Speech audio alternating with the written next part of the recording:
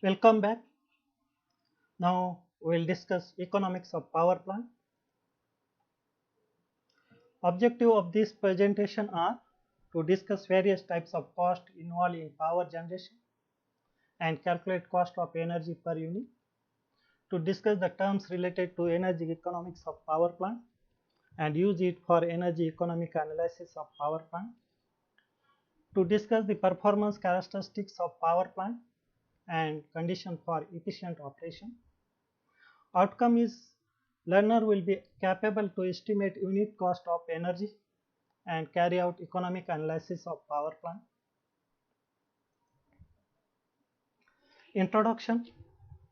Different forms of energy such as thermal energy, nuclear energy, hydro energy, solar energy, wind energy and other forms of energy are converted into electrical power in various power plants, and this is because electrical energy is convenient and easy to handle and clean one, and it is high quality energy. So economic is concerned with power generation companies and consumers. Power company assess economic feasibility of the plant on the basis of following factors: low initial cost and higher efficiency, safety, reliability, ease of maintenance, minimum operating cost and profits. Consumer compares various options of power supply companies for minimum cost or think about generation of power by installing power plant of his own. Hence, electrical energy economic is very important for power companies as well as consumers. Cost of electrical energy are of two types: a fixed or capital cost and running or optional cost. A fixed or capital cost involves cost needed for purchase of land and equipments, cost required for construction of building, cost of installation equipments and machines, cost of design and planning of power station, cost of transmission and distribution. Initial capital cost required is very high for installing power plant. Hence, money or initial capital cost is borrowed from the bank or financial institute, and for this borrowed amount, management of power plant has to pay interest, and for this purpose the management kept certain amount aside to pay the interest, and that amount is called as annual interest charges. Then second fixed cost is depreciation cost. Every power plant has a certain life. Hydroelectric power plant has a 50 years life. Thermal power plant has 35 to 40. Gas turbine power plant has 25 to 35 and diesel power plant has 20 to 25. After uh, after end of life of power plant has to replace, and for replacement significant amount is required. So the power plant management kept certain amount aside every year for installation of new power plant after end of the life of the first power plant. That amount which is kept aside to install a new power plant after end of existing life of existing power plant is called as depreciation cost. Depreciation costs are estimated by three methods: straight line method, sinking fund method and diminishing value method. First is straight line method, in which depreciation cost at the end every year is equal to A equal to P minus S upon N, where A is depreciation cost, P is the initial cost of the power plant, S is the salvage value, N is the life of power plant.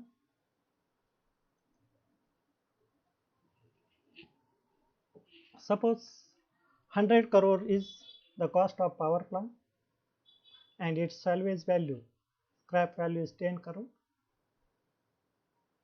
Then and life of the power plant is 30 years.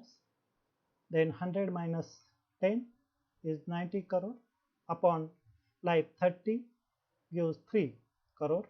So 3 crore is the depreciation cost by straight line method, in which interest is not considered and the depreciation amount remains same for the period. That's why the method is called as straight line method. Then second method of estimating depreciation cost is sinking fund method. In this method, certain amount is kept aside initially in first year as a depreciation cost. Suppose it is A. Then at the end of second year, the amount, initial amount plus interest on that amount is kept aside. Now at the end of third year, the initial amount plus interest on this amount is kept aside, which is A into 1 plus R square. So in this case, interest rate is considered on the previous depreciation cost. Third method is diminishing value method. In diminishing value method, the certain percentage of the initial cost at the end of first year is kept aside. Suppose percentage is X, then and initial cost is P, then the depreciation cost is P into X upon 100.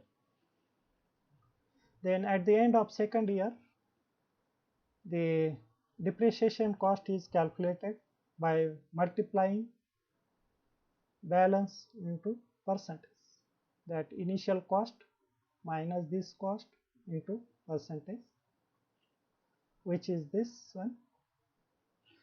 Now at the end of third year, this depreciation cost is subtracted from P into percentage, is the depreciation amount at the end of third year. Consider power plant cost is 100 crore and X is 10%. Then at the end of first year, the depreciation cost is 100 into 0.1, 10 crore. Now at the end of second year, this 10 crore is subtracted from the initial P, that is 100, 100 minus 10, 90, and now next depreciation cost is on 90 crore, 90 into 0.1, that is 9 crore is the depreciation cost at the end of second year.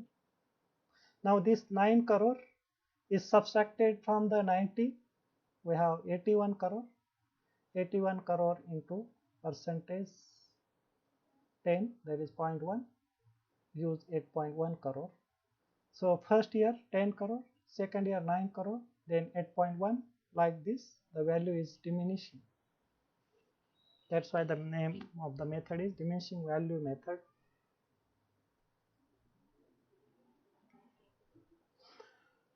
Next component in fixed cost is taxes.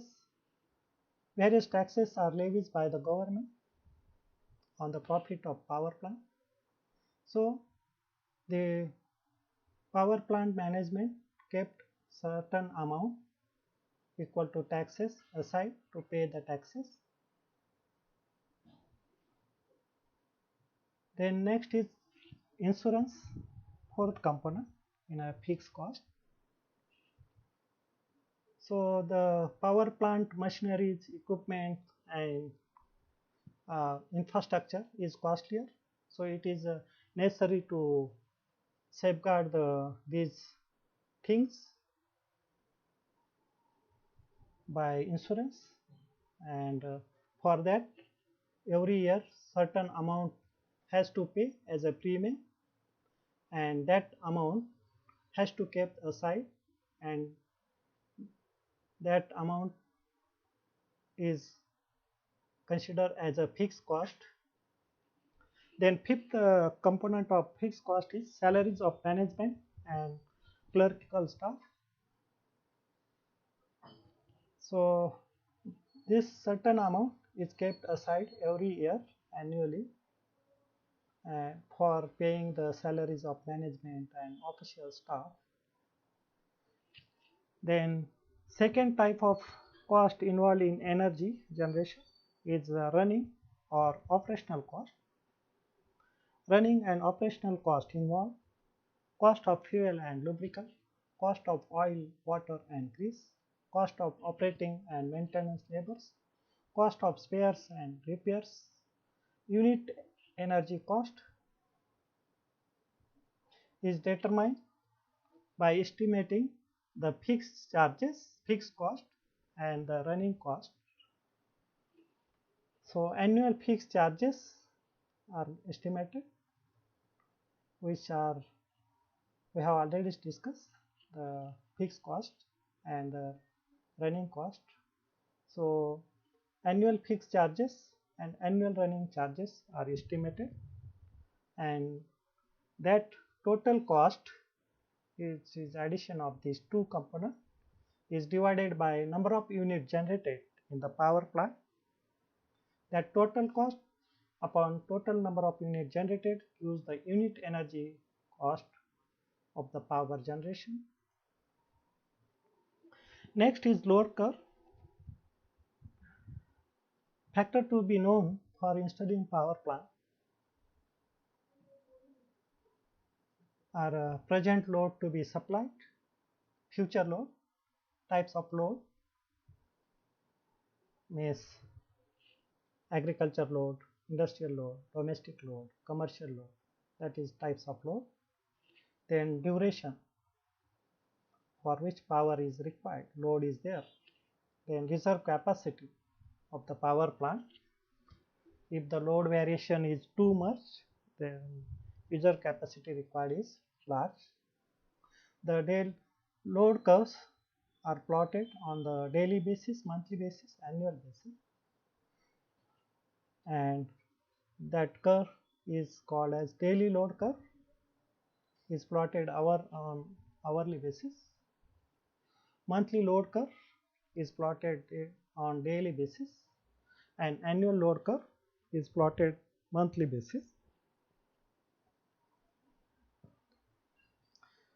This figure shows the various load curves for different load. First is for residential load, second is for street lighting, third one is for commercial load of shops, offices, hospitals. Then next is shown for industrial load, and last one is for urban traction load. So we can see the nature of load is different for different consumers, and the load curve for power plant to be installed is combination of all loads, and by addition of all loads we have total daily load curve.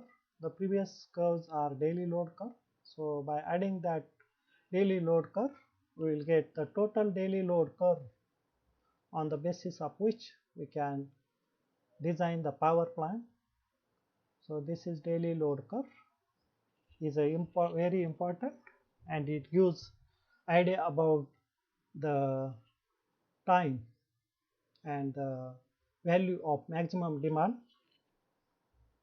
Then it gives the total number of unit consumed, which is equal to the area under the curve, and it also gives the average load on power plant and total number of units to be generated, and it also gives the idea about the peak load and the base load.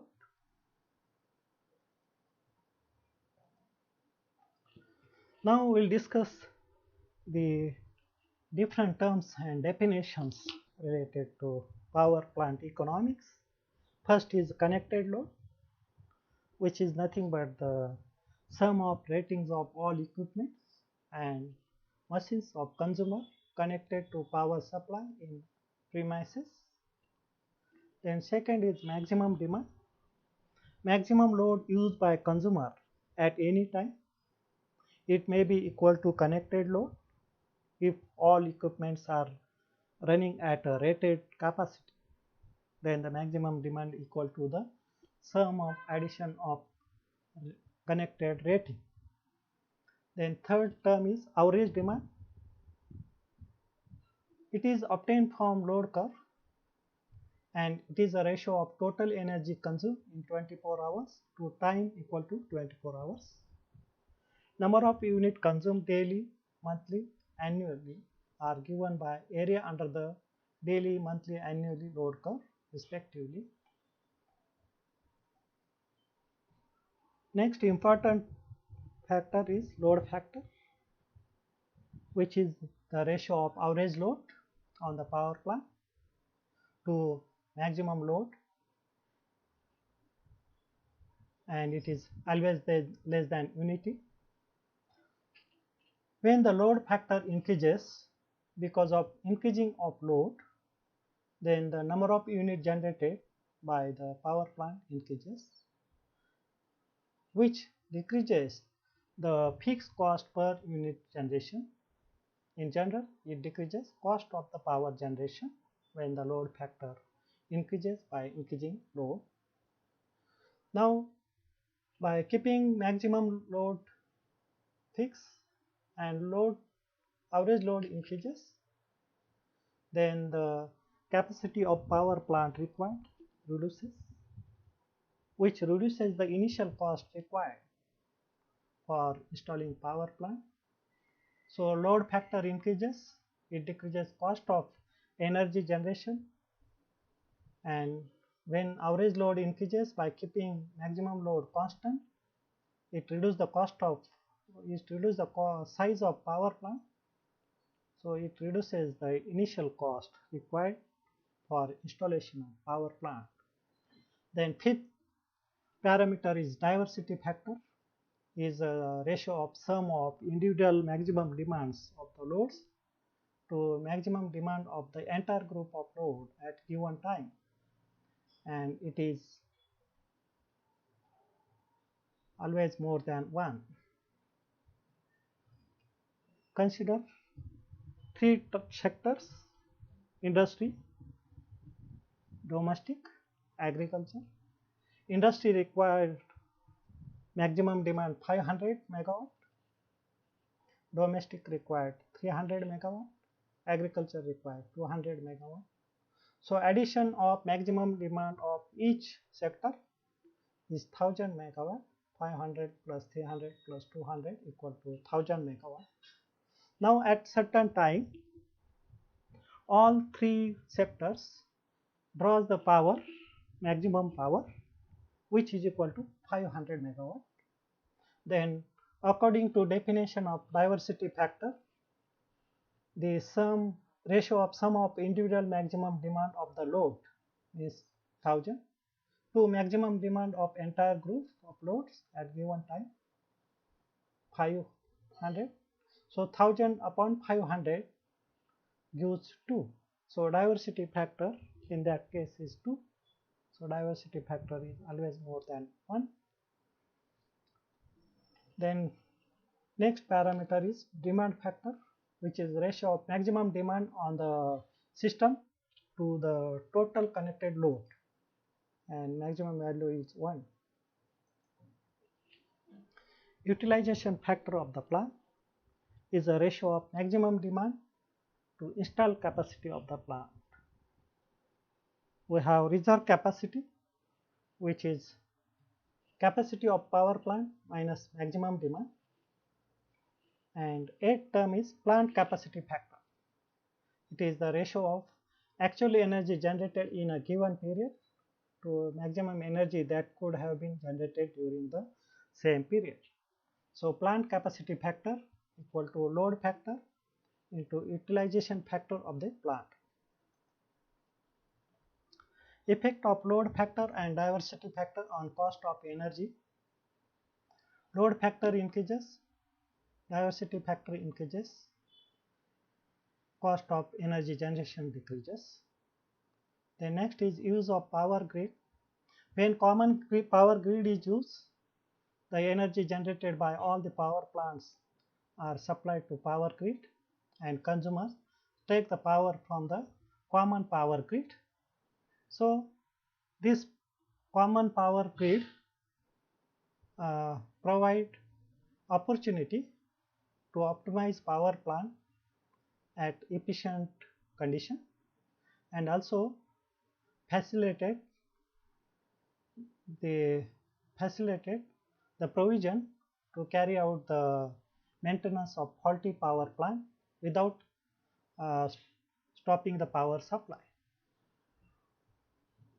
Then we have term base load and peak load power plants.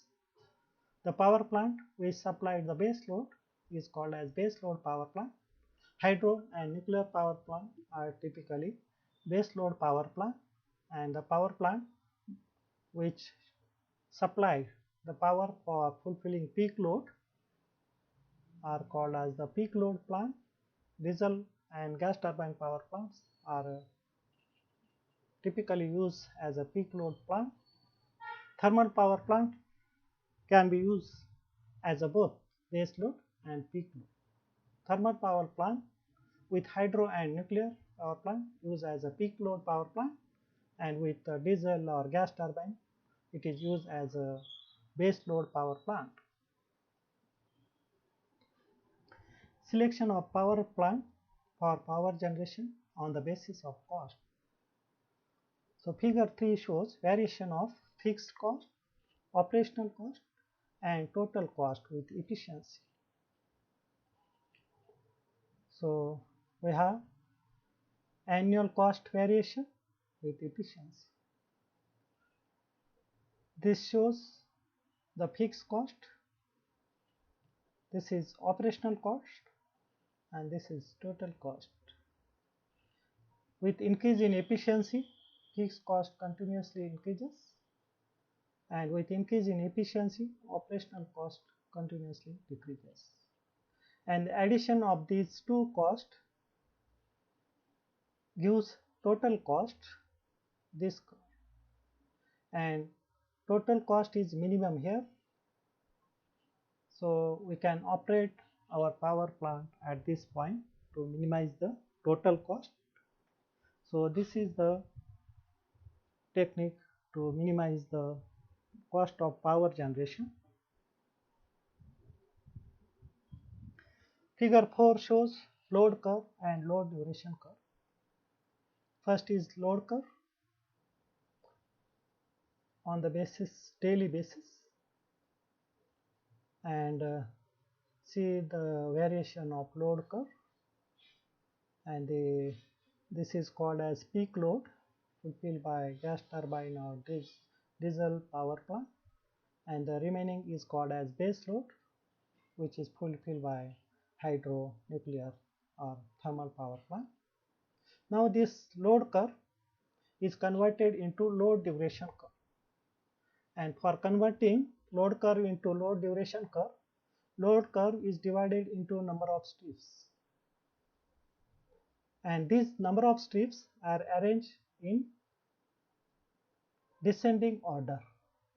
Here we have maximum power required, then this strip is first strip, then here power requirement is minimum, this is the last strip, and other strips are arranged in this way to get the load duration curve.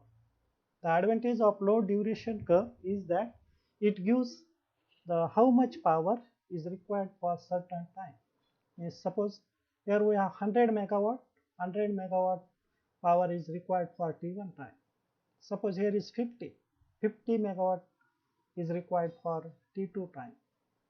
This information is provided by load duration curve, and it is obtained from the load curve. Now we will discuss performance of characteristic of power plant. So first characteristic in which variation of input required with a load is shown,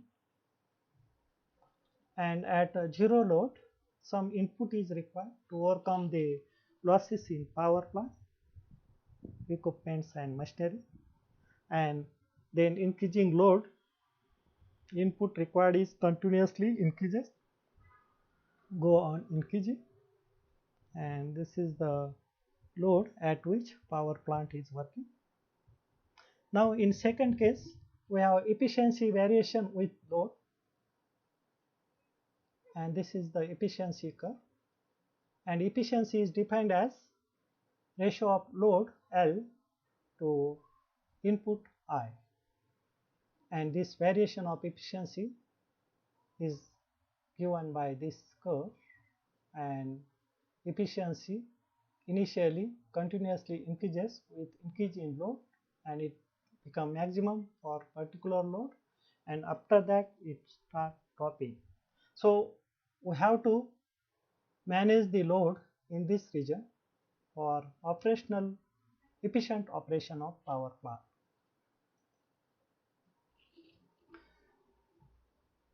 Next diagram shows variation of heat rate, incremental heat rate with load.